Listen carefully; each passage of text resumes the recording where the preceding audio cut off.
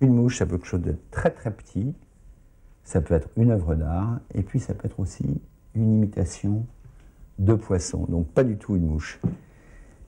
Yvan, tu vas m'expliquer un petit peu comment ça se fabrique. Comment ça se fabrique? Eh ben, ça se fabrique avec un bon monteur. Daniel Vater, on se connaît depuis 15 ans, et pour faire des bouches comme ça, en fait, pour prendre du poisson, on n'a pas besoin de faire si compliqué, hein. Un hameçon, 3 plumes, et puis un petit tour de main, et puis ça prend du poisson aussi.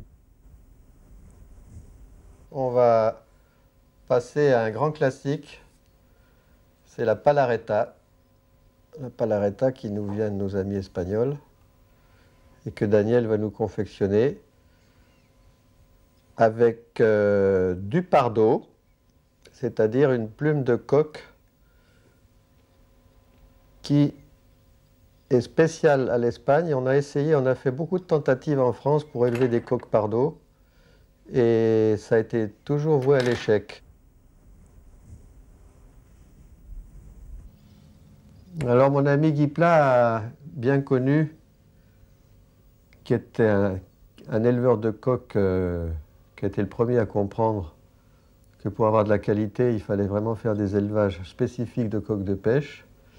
Et il a fait de multiples tentatives d'élevage de pardo sans grand succès parce que apparemment la région de Léon en Espagne a un climat, un microclimat, où cette variété de coqs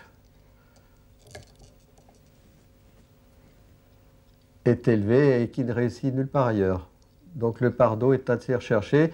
Également en France, on a été assez long à utiliser le pardo. Ça commence depuis quelques années. On a découvert les vertus de cette plume merveilleuse, vous verrez tout à l'heure au montage, qui a des reflets très intéressants.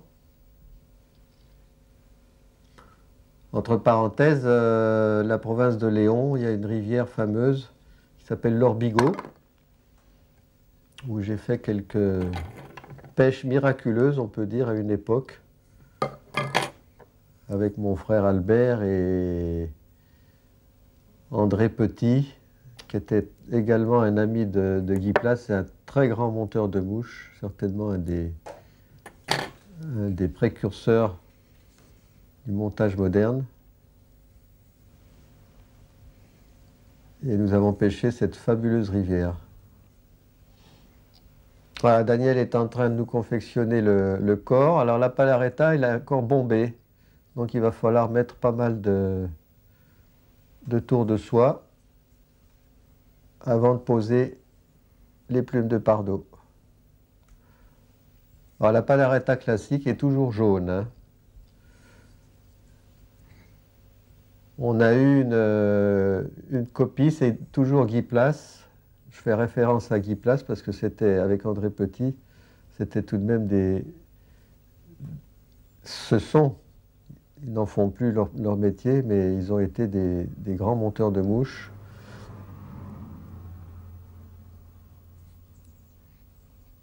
Et je ne vais tout de même pas oublier non plus mon ami Poirot, qui est un monteur également fabuleux. Et alors, Guy Place avait créé la Friga-nymphe, qui est une imitation, enfin une variante, c'est le mot qu'il faut employer, une variante de la palareta. Alors il y a une petite astuce que Guy Place avait trouvée. Il faisait des friga-nymphes qui pouvaient être plus ou moins plongeantes. Alors je vous donne l'astuce pour le montage. Il avait choisi les têtes vertes pour les nymphes qui étaient assez légères, pas émergentes mais assez légères, des têtes marron pour celles qui plongeaient un peu plus, et des têtes noires pour les friga-nymphes qui plongeaient, qui étaient plus lestées. Et évidemment, ça a un gros avantage, c'est que dans la boîte, quand on est à la pêche, on a vite fait de repérer la densité de la mouche. C'est une petite astuce qui est intéressante. Voilà, notre corps est bien bombé, bien formé.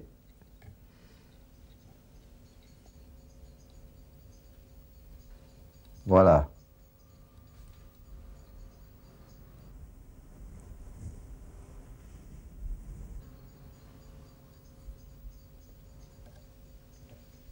Voilà notre cerclage terminé. Le fil noir est fixé et il est coupé au ras. Quelques petits tours.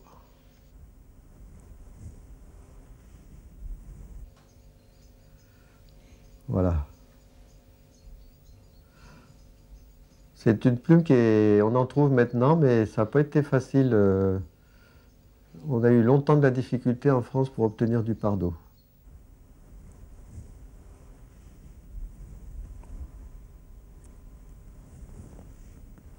Voilà, petite pincée de Pardo.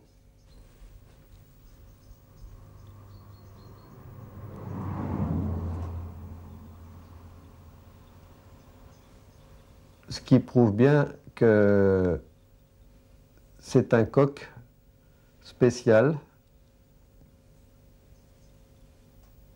qui est très sensible au climat.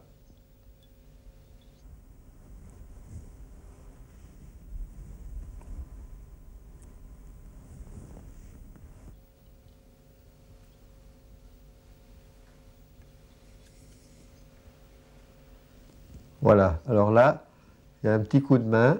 Vous avez vu que Daniel a posé la touffe de Pardo et après, il faut la faire tourner avec l'ongle pour lui donner la forme de la mouche, entourer le corps de la mouche.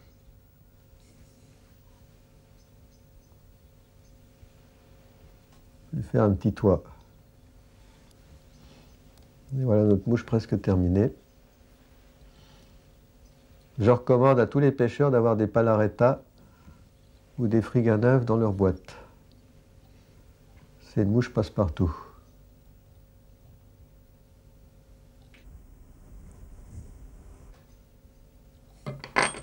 Alors, comme Guy Place les a nommés des Friganymphes, ce qui veut dire donc nymphe de Frigane, et c'est bien entendu un stade de l'insecte qui va devenir un sedge, le porte-bois.